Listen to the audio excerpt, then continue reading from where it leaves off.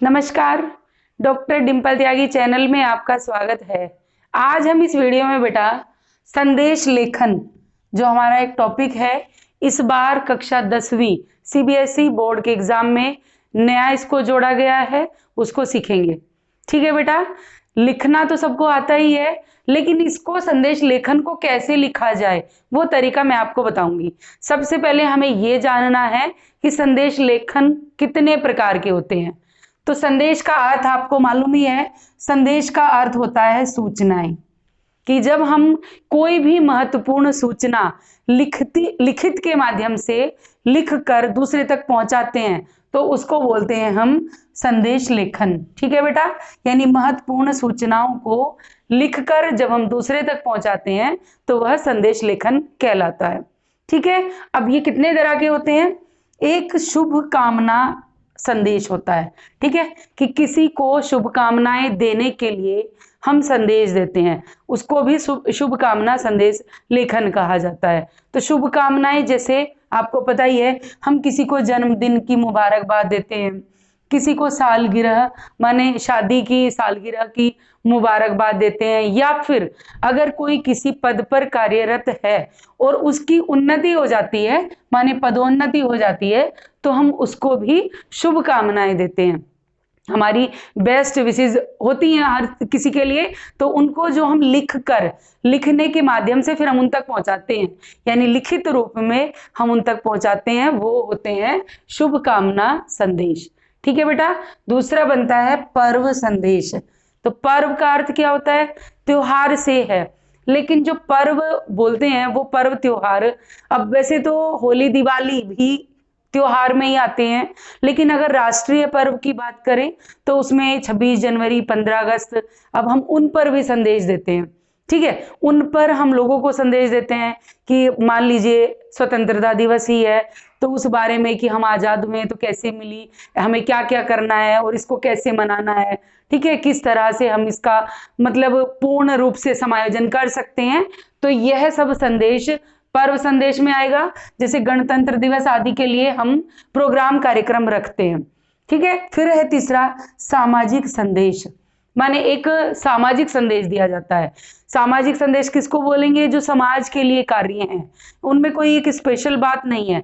मान लीजिए कोई भी ऐसा सामाजिक कार्यक्रम जो समाज के लिए ही किया गया है, जैसे पर्यावरण संरक्षण एक ऐसा कार्यक्रम है, पर्यावरण के बारे में सोचना, क्योंकि ये क्या है, सामाजिक मुद्दा है, समाज में है, जितने भी हम सामाजिक प्राणी हैं, लोग यहाँ पर रहते हैं, उन हर किसी को पर्यावरण से जुड़ा रहना है, क्योंकि पर्यावरण चारों तरफ से हमें घेरे है, वही पर्यावरण है, उसके बिना हम है ही नहीं।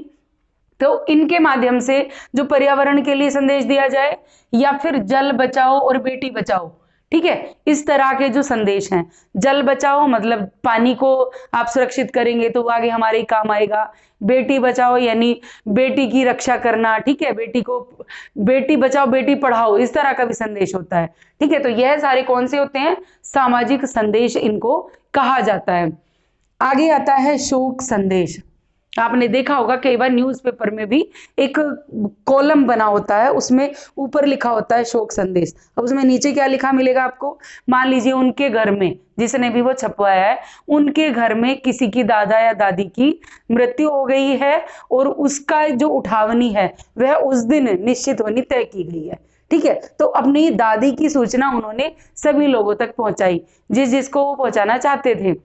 अब न्यूज़पेपर के माध्यम से तो सबके पास पहुंच गई, लेकिन मैं क्यों बता रही हूं आपको, क्योंकि मृत्यु का संदेश है, इसलिए शोक संदेश है। ठीक है बेटा, मृत्यु पर या पुण्यतिथि, पुण्यतिथि मालूम बेटा किसको बोलते हैं, पुण्यतिथि बोलते हैं मृत्यु वाले दिन को। तो जिस दिन मृत्यु होती है उसके बाद तो मृत्यु वाला संदेश देते हैं, लेकिन उसी दिन को फिर पुण्यतिथि के रूप में मनाया जाता है, यानी जिस दिन इंसान का जन्म होता है उसे जन्मदिन के नाम से मनाते हैं, जिस दिन मृत्यु होती है उसे पुण्यतिथि के नाम से मनाते हैं। ठीक है बेटा, ये इसमें फर्क है। तो किसी की पुण्यतिथि पर दिया हुआ संदेश शोक संदेश यही वाला होता है, यानी उनके लिए भेजा हुआ मैसेज, समझ लीजिए आप। ऐसा नहीं है कि पुण्यतिथि मनाई जा रही है और उसके थ्रू फिर किसी को संदेश दे रहे हैं, ऐसा नहीं। उनकी पुण्यतिथि पर जिसकी है, किसी दूसरे के द्वारा लिखकर अपनी अभिव्यक्ति, अपने विचार जो वहां पर पढ़े जाते हैं कि इनके लिए हमारे ऐसे ख्याल है, इन्होंने यह कार्य किया, वो होता है शोक संदेश। समझ में आ रहा है आपको? तो ऐसा होता है। उसके बाद एक होता है बेटा व्यक्तिगत संदेश। ठीक है, व्यक्तिगत माने हम अपने बिहार पे, पर्सनल लेवल पे हम किसी को, एक अकेले को संदेश देते हैं। मान लीजिए हमारा कोई दोस्त है, उसे हम शुभकामनाएं देना चाहते हैं, ठीक है, एग्जाम के लिए या उसके जन्मदिन की बधाई के लिए, या उसके लिए भी वही पहले से कहीं ना कहीं मैच करेगा, क्योंकि उसमें भी क्या है, शुभकामना संदेश है। ठीक है, तो जैसे सालगिरह हुआ, जन्मदिन हुआ, पदोन्नति हुई, उन सब में हम एक को, अकेले को अगर अपने हिसाब से संदेश दे रहे हैं तो वो होता है व्यक्तिगत संदेश। ठीक है, इसमें शुभकामनाएं आदि आ जाती हैं। एक होता है मिश्रित। ठीक है, मिश्रित संदेश कैसा होता है कि जैसे कोई अचानक से कोई आपदा आने वाली है और उसके लिए संदेश होता है। मान लीजिए डेंगू है। डेंगू क्या है, एक ऐसी बीमारी है जो कभी भी किसी को भी हो जाती है, कोई ना कोई कारण तो खैर होता होगा, घर बैठे तो ऐसे किसी को नहीं होता, किसी ना किसी कारणवश हो जाती है। ठीक है, बहुत मुश्किल है, बड़ी मुश्किल से लोग उबर पाते हैं। या फिर बाढ़ है, अगर बाढ़ आ जाती है तो बहुत सारे लोगों को एक साथ वो प्रभावित करती है, इसलिए मिश्रित बोल रहे हैं। मान लीजिए भूकंप है, तो भूकंप जहां आएगा उनको तो दुख में डालेगा ही, दुविधा में डालेगा ही, लेकिन आसपास वाले इलाके को भी हिला देता है। ठीक है, तो उन सबके लिए बना हुआ है। और आज के समय में, आज जो हमारा चल रहा है उसके समय में एक सबसे भयंकर बीमारी कोरोना जिसको हम बोलेंगे, ठीक है, उससे संबंधित भी जो अगर दिया जाता है कोई संदेश, वो मिश्रित में ही आता है। जैसे आपने देखा होगा कि अमिताभ बच्चन जी ने दे रखा है कि 2 गज दूरी, मास्क है जरूरी। ये क्या है संदेश? ये कोरोना से बचाव के लिए है। तो ये चीज बेटा समझ आ गई। ठीक है, ये तो थे प्रकार जो अभी मैंने आपको बताए हैं, ये तो संदेश के प्रकार हैं कि एग्जाम में इतनी तरीके से आपसे ये संदेश लेखन कराया जा सकता है। अब इसको करना कैसे है, इसमें कौन कौन सी चीजें आपको ध्यान देनी है, वो अभी मैं आपको बताती हूँ। ठीक है बेटा जी, ये सारी बातें आप समझ गए। तो अब हम क्या शुरू करते हैं, हमें शुरू करना है कि आखिर हमें उसको संदेश को लिखना कैसे है, यानी किस तरह से हमें अपनी प्रस्तुति देनी है उसमें, संदेश में, लेखन के माध्यम से। तो सबसे पहले मैं आपको जरूरी चीजें बता देती हूँ। तो सबसे पहले हमें क्या करना है, पेपर पे एक बॉक्स और गोला बनाना है। चलिए मैं साथ साथ आपको करके दिखाती हूँ एक। ठीक है, मान लीजिए हमने एक बॉक्स बना लिया बेटा, ये हमारा एक बॉक्स बन गया। ठीक है, आर्ट मेरी बहुत अच्छी नहीं है, उस पर ध्यान मत देना, लाइन टेढ़ी है कि कैसी है, समझ लिया ना, बॉक्स बना दिया। अब इस बॉक्स में दूसरे नंबर पे क्या है कि ऊपर हमें संदेश जो है वो शब्द लिखना है। तो इसको हम कहां पर लिखेंगे, मानो यहां में लिखेंगे। ये हो गया संदेश। ठीक है बेटा, यहां तक समझ गए। फिर इसमें क्या है, बाईं ओर दिनांक लिखना है और दाएं ओर समय लिखना है, यानी लेफ्ट राइट समझते ही हो आप ये चीज। यानी आपको लेफ्ट में क्या करना है, दिनांक, कि मान लो दिनांक हम कोई भी डाल देते हैं XYZ, इधर आपने ऐसे दिनांक लिखा और दिनांक के नीचे आपने कोई भी XYZ कोई भी कर दिया। ठीक है बेटा, जो भी आपके डेट है जब आप कर रहे हो। फिर उसके बाद हमें राइट में क्या करना था, ठीक है, दाएं क्या करना था, समय लिखना था।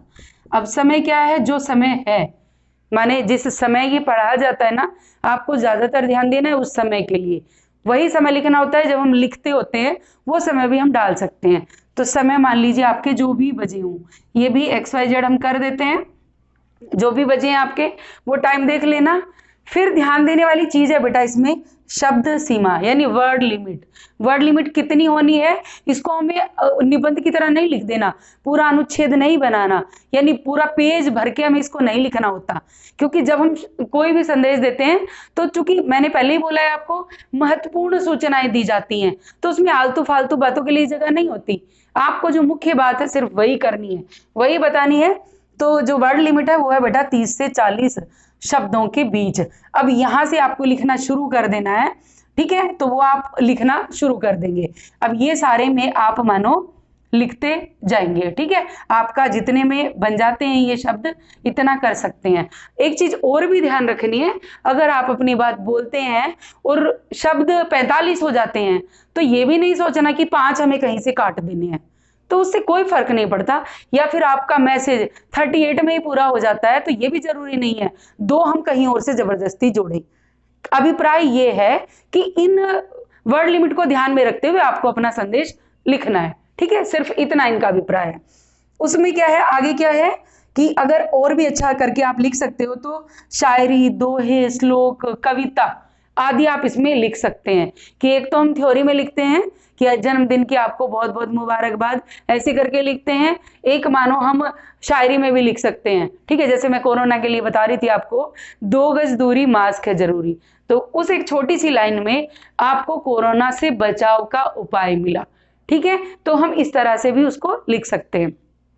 आगे है, अगर आपको कहीं उचित लगे तो चित्र बनाना भी आप बना सकते हैं। अभिप्राय ये है, अगर उचित है तो बेटा जी ये चीज ध्यान देनी है कि वैसे तो हमने लिखा है शोक संदेश, और उसमें हम चित्र किसका बनाएंगे, कोई शव का थोड़ी बनाएंगे, मरने वाले जो हैं उनका थोड़ी ना बनाएंगे।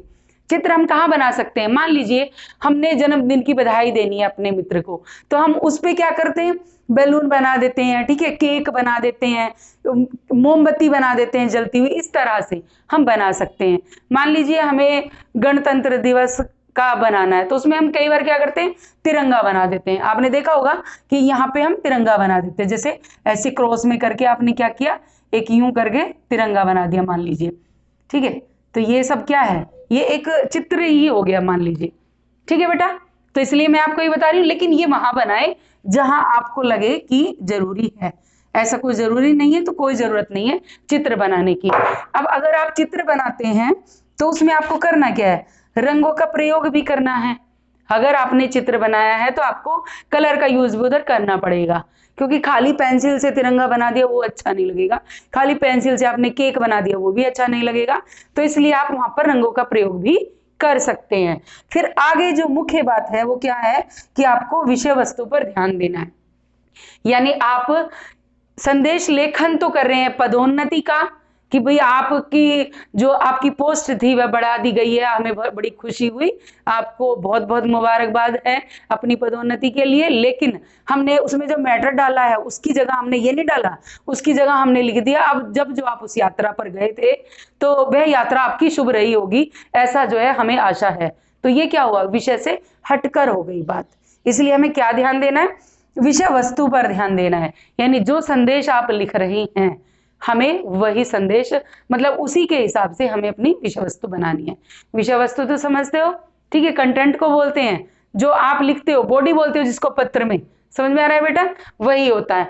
फिर आगे हम क्या करते हैं, सबसे नीचे जब आपका ये संदेश लिखा जाता है तो उसके बाद आप करते हो नीचे लिखने वाले का पता, यानी यहाँ पर हम क्या कर देते हैं, अपना नाम लिख देते हैं।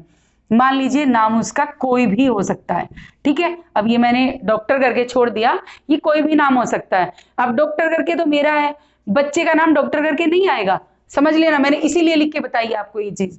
तो बच्चे का नाम नहीं आएगा, मैं लिखती हूं तो मैं डॉक्टर डिंपल त्यागी नाम लिख दूंगी, लेकिन अगर बच्चे को लिखना है, एग्जाम में आया है, तो वह अपना नाम ही लिखेगा। खुद का नाम लिखने के लिए सारे लोग कहते हैं कोई बताना नहीं चाहता है, जो भी है अभिप्राय सिर्फ समझ लीजिए कि यहाँ पर आपको नेम डालना है, ठीक है, ये बात समझ में आ गई बेटा। तो यह था आपका, मतलब मैं चलो ऐसे नाम लिख के छोड़ देती हूँ कि यहाँ आपको अपना नाम लिख लेना है। तो ये क्या है, ये है आपका संदेश लेखन का एक फॉर्मेट, एक तरीका, ठीक है। मुझे आशा है बेटा आपको अच्छे से समझ आया होगा, और चैनल को अगर अभी तक सब्सक्राइब नहीं किया है तो वो जरूर कीजिए, क्योंकि बोर्ड के पेपर में यही चैनल आपको बहुत काम आने वाला है। धन्यवाद।